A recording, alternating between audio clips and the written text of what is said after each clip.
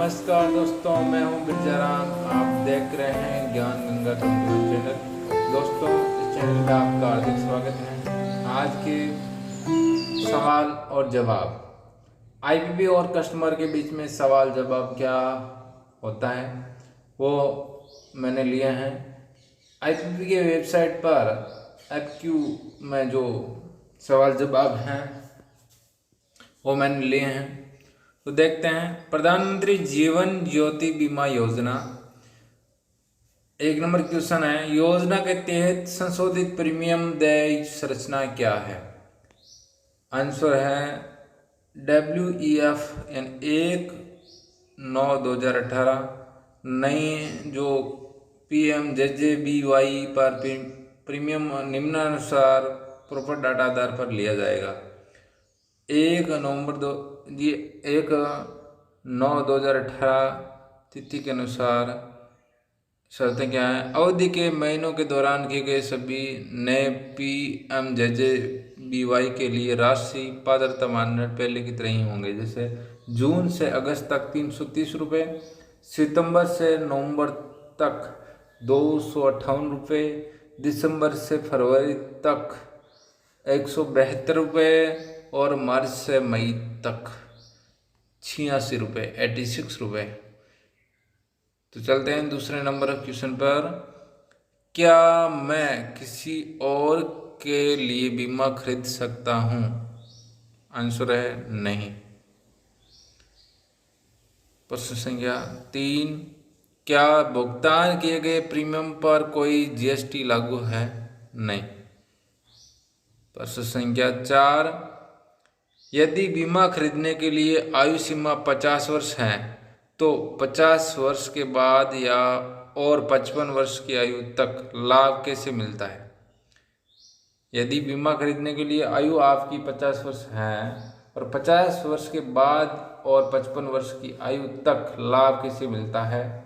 तो 50 यानी जो 55 वर्ष तक का लाभ उन ग्राहकों के लिए हैं जिनका हर वर्ष 54 वर्ष की आयु तक बिना किसी असफलता के नवीनीकरण होता है। यानी उसे हर साल जो अपडेट करवाते हैं, नवीनीकरण करवाते हैं, तो उनको ही लाभ मिलता है। प्रश्न संख्या 5, सदस्यता लेने के लिए कौन पात्र होगा? इसकी सदस्यता हम पढ़ रहे हैं प्रधानमंत्री जीवन ज्योति, तो इसकी सदस्यता के लिए कौन पात्र होगा?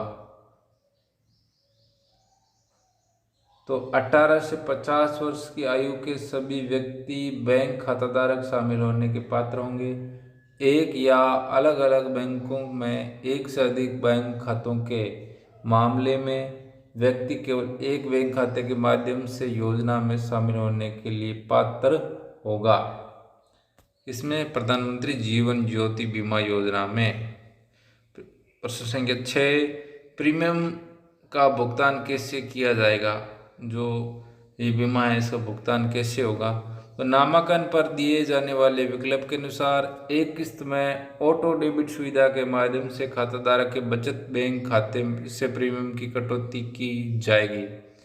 आप के SB खाते में ऑटो डेबिट की सुविधा करवा देते हैं तो ऑटोमेटिक आपकी जो बीमा की किस्त होगी वो कट जाएगी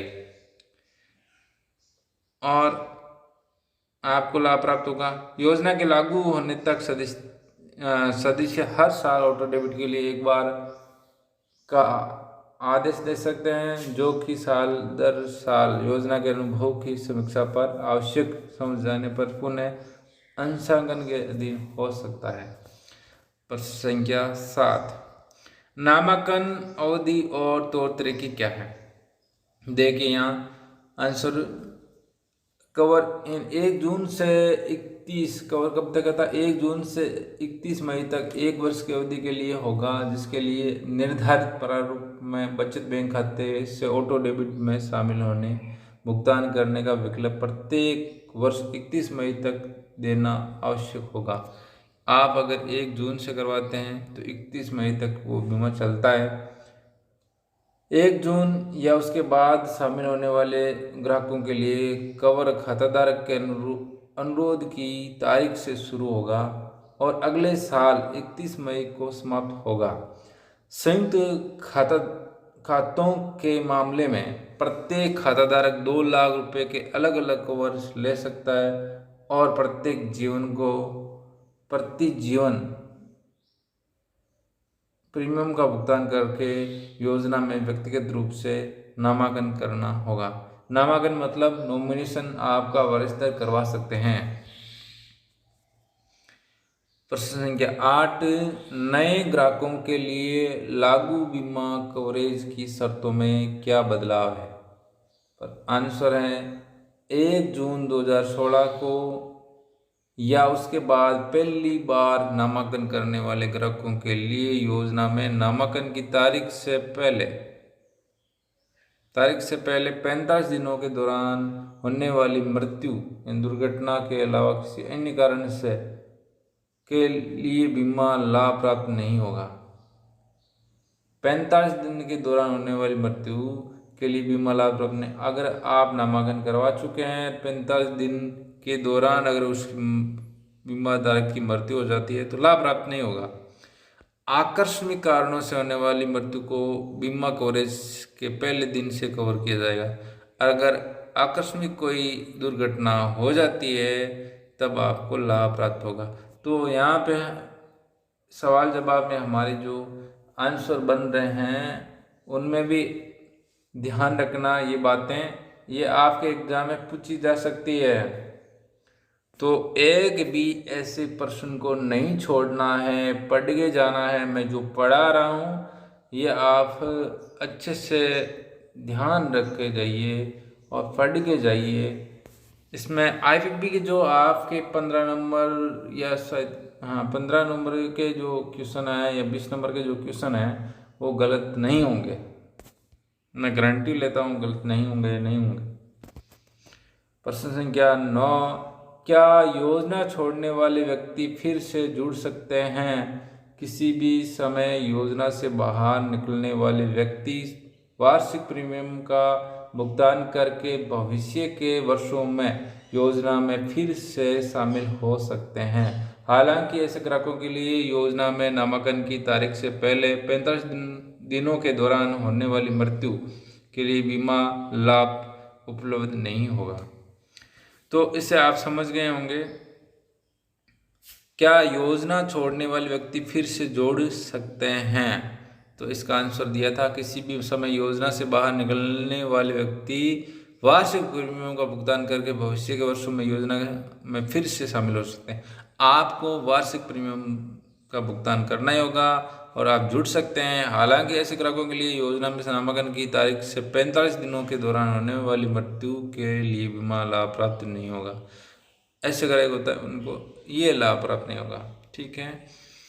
प्रश्न संख्या 10, सदस्य के जीवन का आश्वासन कब समाप्त हो सकता है? सदस्य के जीवन का आश्वासन कब समाप्त हो सकता है?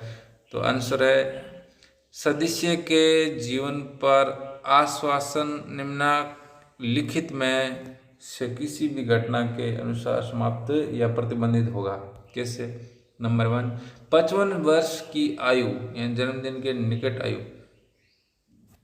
55 वर्ष की आयु प्राप्त करने पर उस तिथि तक वार्षिक नवीनीकरण के अधीन 1 नंबर पॉइंट हो गया। इसमें लिखा है क्वेश्चन में प्रवेश हालांकि नहीं होगा 50 वर्ष की आयु से अधिक संभव। सेकंड नंबर है बैंक में खाता बंद करना बीमा को लागू रखने के लिए शेष राशि की कमी।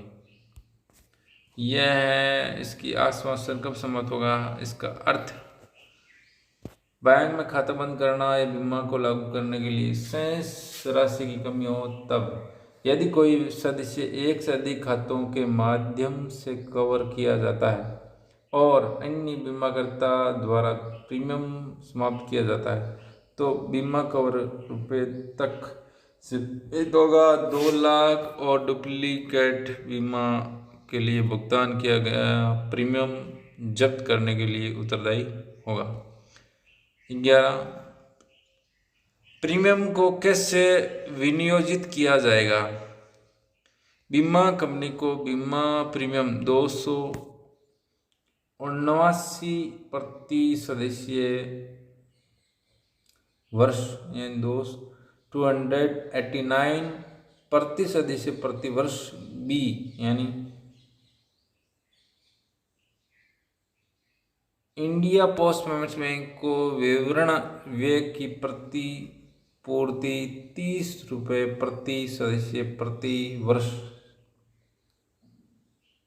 यानी वो 1 नंबर था, 2 नंबर है बी, सी मतलब 3 number. India post payments bank को प्रशासनिक खर्चों की प्रतिपूर्ति 11 रुपये प्रति सदस्य प्रति वर्ष।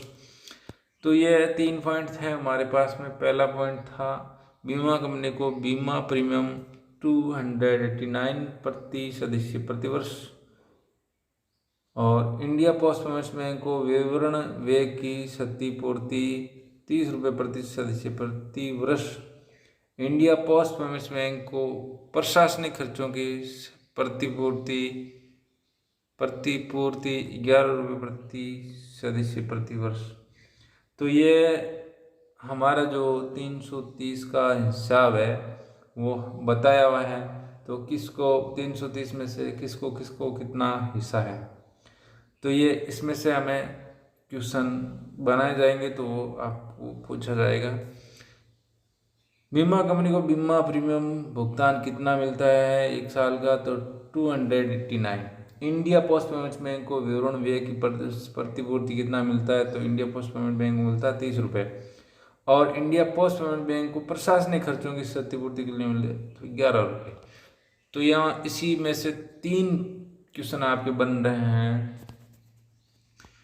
प्रश्न नंबर 12, क्या यह कवर ग्राहक द्वारा कवर की जा सकने वाली किसी अन्य बीमा योजना के अंतर्गत कवर के अतिरिक्त होगा? हाँ। क्या यह कवर ग्राहक द्वारा कवर की जा सकने वाली किसी अन्य बीमा योजना के अंतर्गत कवर के अतिरिक्त होगा, यानी जो प्रधानमंत्री जीवन ज्योति बीमा योजना है उसी के बारे में बात हो रही है, तो हाँ होगा। तो 13 नंबर क्वेश्चन है, क्या NRI PMJJBY के तहत कवरेज के लिए पात्र हैं? भारत में स्थित किसी बैंक शाखा में पात्र बैंक खाता रखने वाला कोई भी NRI योजना से संबंधित नियमों और शर्तों को पूरा करने के अधीन PMJJBY कवर खरीदने के लिए पात्र हैं। PMJJBY योजना खरीदने के लिए पात्र हैं। हालांकि यदि कोई दावा होता है तो लाभार्थी नामित को केवल भारतीय मुद्रा में दावा लाभ का भुगतान किया जाएगा। NRI जो योजना से संबंधित नियमों और शर्तों के अधीन होगा। तो 14 नंबर क्वेश्चन है, क्या PMJJBY में प्राकृतिक आपदाओं जैसे भूकंप, बाढ़, प्रकृति के अन्य आक्षेपों से होने वाली मृत्यु को कवर किया जाता है? आत्महत्या, हत्या से कवरेज के बारे में क्या? इन सवालों के जवाब है, इन सभी घटनाओं को PMJJBY के रूप में कवर किया जाता है जिसमें किसी भी कारण से मृत्यु शामिल है। इसमें आपको पूरा लाभ मिलता है, चाहे कोई किसी भी परिस्थिति हो, प्राकृतिक आपदाएं हो, भूकंप हो, बाढ़ हो, आत्महत्या की हो या कुछ भी हो, इसमें लाभ मिलता है। 15 नंबर क्वेश्चन है, पर यहाँ हमने लिख दिए हैं 14। अन्य जीवन बीमा उत्पादों के विपरीत PMJJBY के तहत लाभ केवल बीमित व्यक्ति की मृत्यु पर बीमित व्यक्ति के नामांकित व्यक्ति को देय होता है। सामान्य जीवन बीमा पॉलिसियों में उपलब्ध कोई परिपक्वता लाभ या समर्पण मूल्य क्यों नहीं? तो आंसर है PMJJBY के तहत कवर केवल मृत्यु के लिए है और इसलिए लाभ केवल अर्जित होगा। PMJJBY प्रधानमंत्री जीवन ज्योति बीमा योजना, इसका नाम है तो इसलिए जब तक जीवन है तब तक बीमा चलता है, जब तक जीवन समाप्त हो जाता है तब इसका लाभ मिल जाता है। तो दोस्तों ये वीडियो अच्छा लगा तो लाइक भी करें। आगे चलते हैं अगले टॉपिक की ओर। डिजिटल लाइफ सर्टिफिकेट, हमारा जो डीएलसी है वो डीएलसी क्या है देखते हैं। जीवन प्रमाण, डिजिटल जीवन प्रमाण पत्र क्या है? हमें आप जानते हैं कि इसमें से एक क्वेश्चन बनेगा DLC. What is DLC? DLC क्या है? तो जीवन प्रमाण, डिजिटल जीवन प्रमाण पत्र, digital life certificate full form हो गई। जीवन प्रमाण पेंशन भोगियों के लिए एक बायोमेट्रिक सक्षम आधार आधारित डीएलसी है। ठीक है। जीवन प्रमाण या डीएलसी किसी भी व्यक्तिगत पेंशन भोगी के लिए उसके आधार नंबर और बायोमेट्रिक का उपयोग करके उत्पन्न किया जाता है। एक नंबर क्वेश्चन कंप्लीट हो गया, समझ में आया। क्वेश्चन नंबर 2, पेंशन मंजूरी प्राधिकरण क्या है? पीएसए, इसका फुल फॉर्म हिंदी में है पेंशन मंजूरी प्राधिकरण। ठीक है। यह प्राधिकरण है जो किसी व्यक्ति की पेंशन को मंजूरी देता है और मंजूरी देता, डबल लिखा हुआ क्या? पेंशन भुगतान आदेश पीपीओ में जो होता है, निर्देशित पेंशन खाते में पेंशन वितरित की जानी है।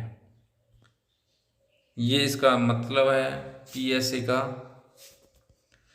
पेंशन वितरण एजेंसियां क्या है? पीडीए, पेंशन वितरण एजेंसियां, डी से डिलीवरी हो गया, एक मतलब एजेंसियां।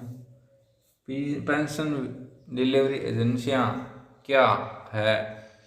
तो वितरण, पेंशन वितरण एजेंसियां पेंशन भोगियों के डीएलसी की प्रक्रिया करती हैं। जीवन प्रमाण पत्र ऑनलाइन प्राप्त करने के लिए पीडीए जीवन प्रमाण पोर्टल पर पंजीकरण कर सकते हैं।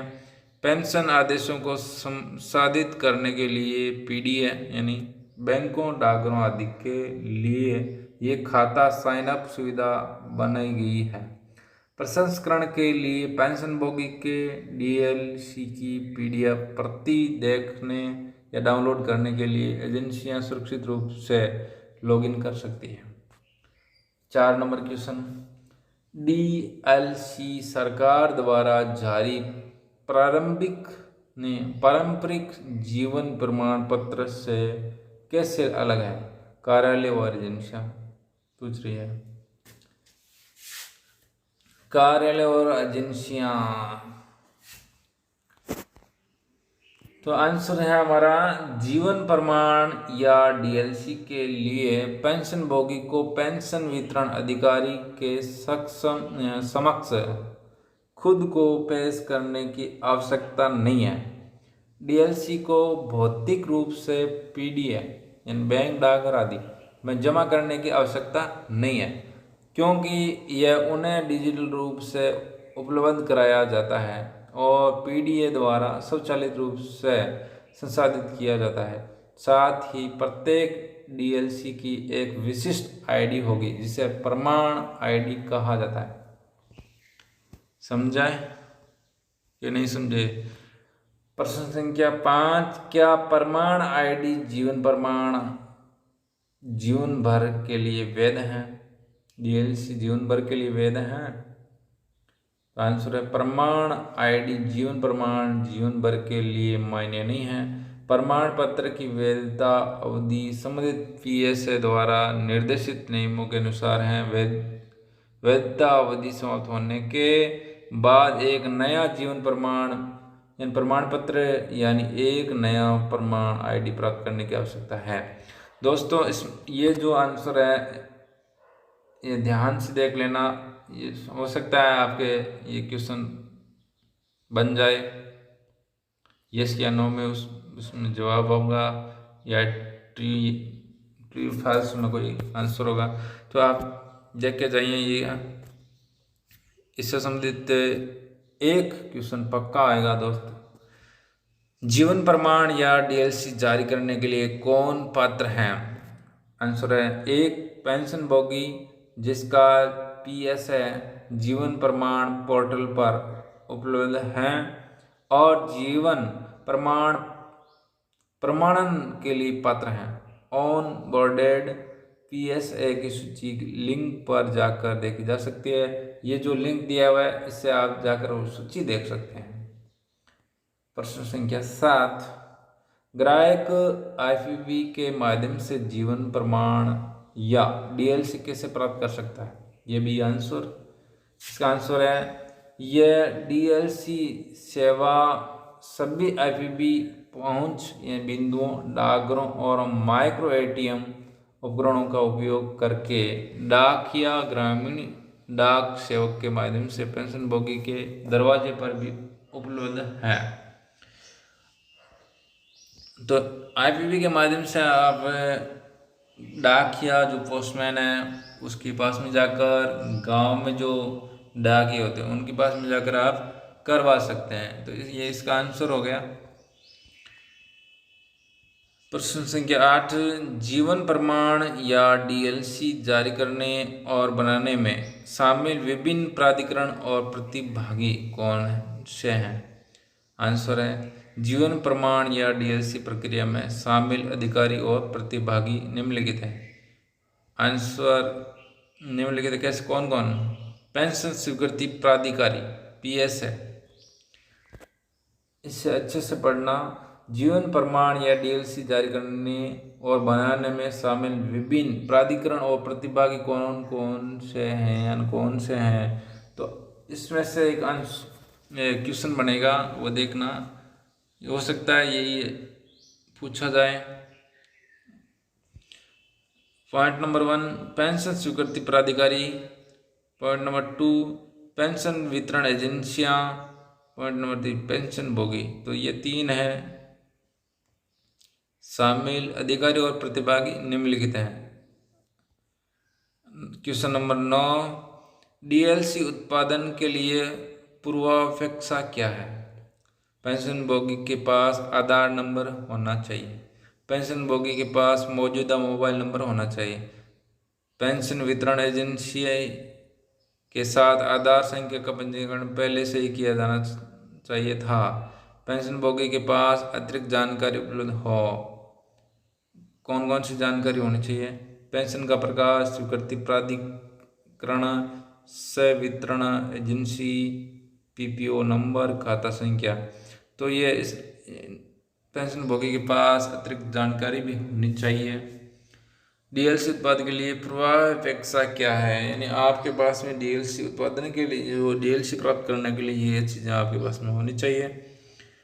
दोस्तों, ये मैंने जो क्वेश्चन लिए हैं वो आईपीपी की वेबसाइट से लिए हैं। उसमें केवल अंग्रेजी में दिया हुआ है, यानी इंग्लिश में ही दिया हुआ है। मैंने ट्रांसलेट करके इन क्वेश्चनों को बनाया है। तो मेरी मेहनत को ध्यान में रखकर आप लाइक और शेयर भी कर दीजिए। दोस्त, मैं मेहनत करता हूँ आपके लिए ताकि आप एग्ज़ाम में टॉप कर सकें। हमारा 10 नंबर क्वेश्चन है, जीवन प्रमाण जनरेट करने के लिए किसी भी पेंशनभोगी को क्या जानकारी देनी होगी? पेंशनभोगी को आधार संख्या, नाम, मोबाइल नंबर और घोषित पेंशन संबंधी जानकारी जैसे पीपीओ नंबर, पेंशन खाता संख्या, बैंक विवरण। कहीं बोलने में गलती हो तो क्षमा करना। पीएसए का नाम, पीडीए आदि प्रदान करना होगा। पेंशनभोगी को अपना बायोमेट्रिक्स भी प्रदान करना होगा, या तो आइरिस या फिंगरप्रिंट। वर्तमान में केवल फिंगरप्रिंट के विकल्प आईपीपी के माध्यम से लाइव है, यानी फिंगरप्रिंट ही चलता है। 11 नंबर क्वेश्चन है, क्या जीवन प्रमाण या डीएलसी बनाने के लिए आधार नंबर अनिवार्य है? हाँ जी, जीवन प्रमाण जनरेट प्राप्त करने के लिए आधार संख्या या वीआईडी अनिवार्य है।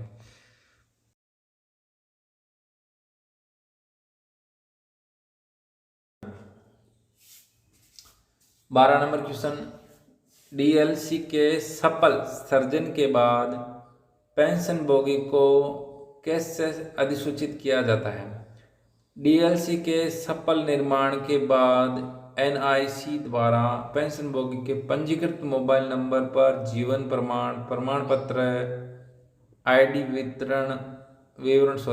विवरण सहित एक पावती एसएमएस भेजा जाता है। प्रक्रिया पूरी होने के बाद प्रमाण आईडी यदि सफल हो के साथ डीएलसीपीटी की स्थिति भी स्क्रीन पर दिखाई जाएगी। जो डीएलसीपीटी की स्थिति भी स्क्रीन पर दिखाई जाती है, पेंशनर वहाँ से भी आईडी नोट कर सकता है। तो आपको आईडी जो पेंशनभोगी है उसको वहाँ से देखकर नोट कर सकता है, अपने पास रख सकता है। 13 नंबर क्वेश्चन, क्या पेंशनभोगी को अपने बैंक या डाकघर आदि में जीवन प्रमाण या डीएलसी जमा करने की आवश्यकता है? नहीं।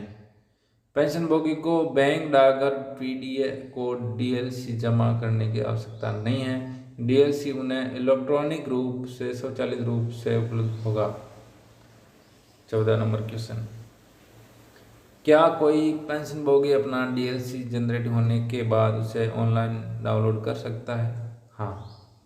प्रमाणन आईडी जनरेट होने के बाद पेंशनभोगी निम्नलिखित लिंक के माध्यम से डीएलसी डाउनलोड कर सकता है। ये जो लिंक है इसके माध्यम से कर सकता है। 15 नंबर क्वेश्चन, यदि किसी पेंशनभोगी को जीवन प्रमाण या डीएलसी की अस्वीकृति से संबंधित मोबाइल पर एक एसएमएस प्राप्त होगा तो जीवन प्रमाण पत्र बनाने और जारी करने की प्रक्रिया क्या है? आंसर है, डीएलसी उत्पन्न करते समय पेंशनभोगी द्वारा गलत विवरण प्रदान किए जाने पर जीवन प्रमाण खारिज हो जाता है। यह अनुशंसा की जाती है कि सभी सही जानकारी और बायोमेट्रिक्स प्रदान करके एक नया जीवन प्रमाण यानी प्रमाण आईडी तैयार किया जाना चाहिए। यदि फिर भी समस्या फिर से आती है तो संबंधित पीडीए से संपर्क करने का सुझाव दिया जाता है। 16 नंबर क्वेश्चन, जीवन प्रमाण के संबंध में ग्राहक शिकायत कहाँ दर्ज कर सकता है? ग्राहक डीएलसी के गैर उत्पादन, पीडीए द्वारा अस्वीकृति आदि जैसी शिकायतों के लिए अपने संबंधित पीडीए के साथ शिकायत दर्ज कर सकते हैं। आईपीपी से किसी भी सेवा से संबंधित मुद्दों के मामले में वह निम्नलिखित लिंक में दिए गए निर्देशों, विवरणों या प्रक्रिया का पालन कर सकते हैं। ये क्या, ये हमने दिया नहीं है। जो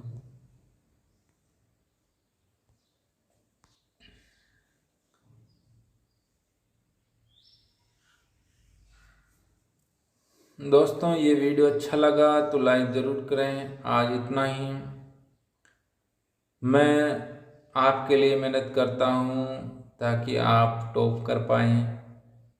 मैं आईपीपी के वेबसाइट से ये सवाल जो भी उठाए हैं मुझे बड़ी मेहनत लगी हैं और मेरी मेहनत का मुझे फल मिले।